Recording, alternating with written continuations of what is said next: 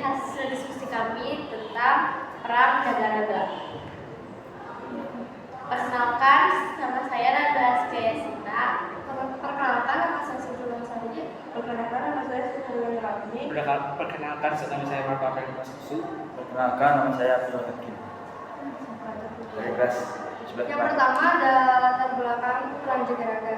Perang Jagaraga adalah pertempuran antara rakyat Buleleng di bawah pimpinan Patih Jelantik melawan Belanda pada tahun 1848 sampai 1849.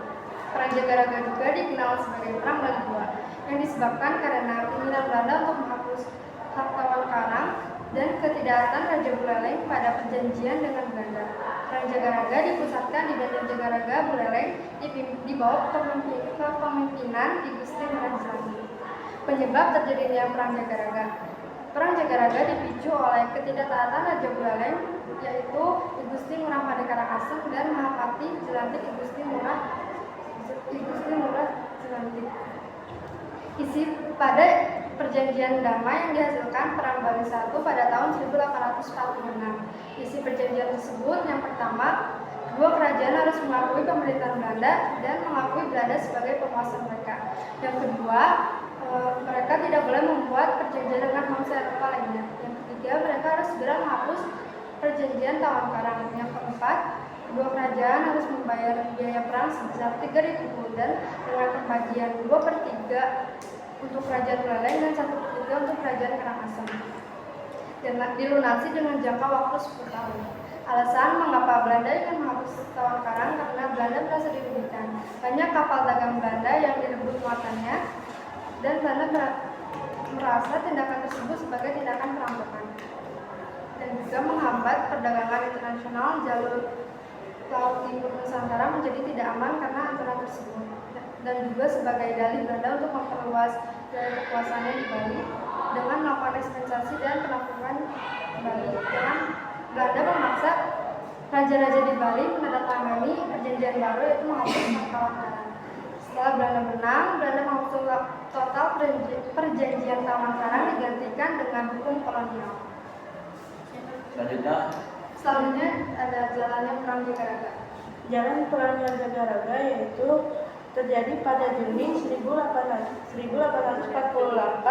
sebagai kelanjutan dari perlawanan rakyat Buleleng.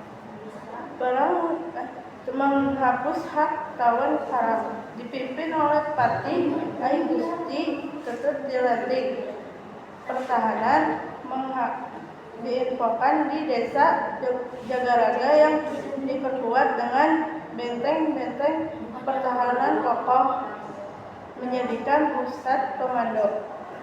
Yang kedua yaitu Perang Jagaraga pada April 1849. Perang Jagaraga adalah ekspedisi militer Belanda ketiga ke Bali yang dilancarkan pada tahun 1849.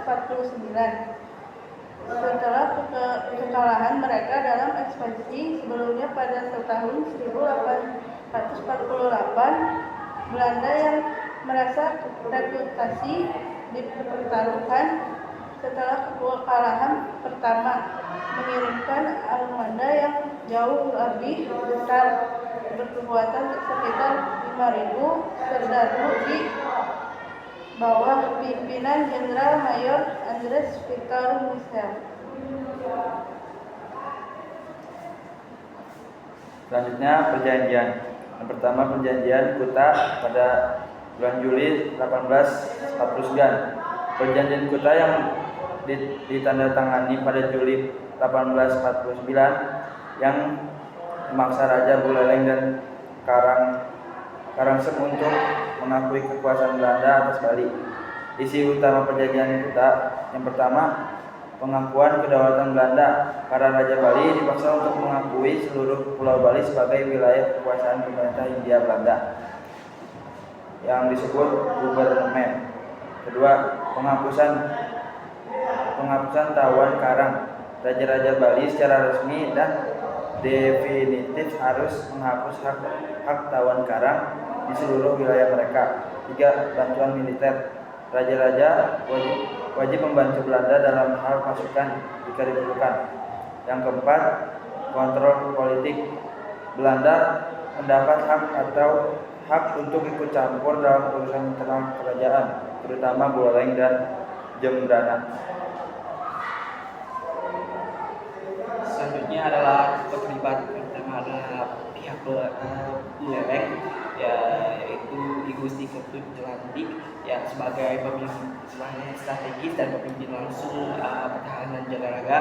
Habis itu Juro Jepiring sebagai pemimpin prajurit dan pembantuan dalam strategi dan pertahanan Jagaraga hingga akhir perang. Habis itu Agusti Made Karadaksem, Raja Buleleng yang memimpin perlawanan terhadap Belanda. Habis itu kembali prajurit gabung mulai Tiar dan Tempur dipimpin oleh Kordat Representasi prajurit Jembrane dipimpin oleh Mangkerep. Prajurit Mengui dipimpin oleh Gusti Nyoman Munggu. Untuk tokoh-tokoh yang terlibat pihak Belanda adalah Kolonel Michaels sebagai pemimpin pasukan Belanda di perang serangan kedua Jagaraga, dan Paul de Brauw pemimpin divisi Belanda melakukan serangan langsung ke benteng Jagaraga.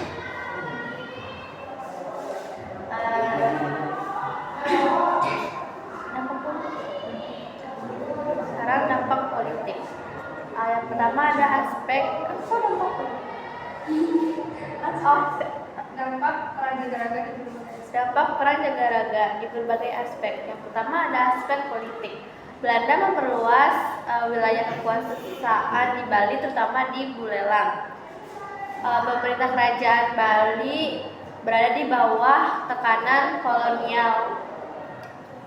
Perjanjian Tahun Karang dihapus setelah Belanda menang. Yang kedua ada aspek sosial.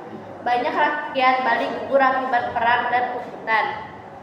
Semangat perjuangan dan solidaritas rakyat semakin kuat. Tradisi pungutan menjadi simbol keberanian. Munculnya trauma sosial karena banyaknya pemimpin gugur dan korban. Ketiga, aspek ekonomi.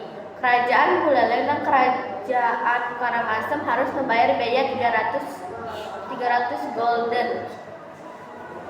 Terus hak tawar karang dihapus sehingga pendapatan pesisir menurun. Perang mengganggu produksi perdagangan di Bali Utara. Yang keempat ada aspek budaya. Belanda mulai mengubah tataan sosial dan beberapa adat istiadat. Perang menjadi inspirasi patriotisme, seni dan budaya Bali. Benteng Jagaraga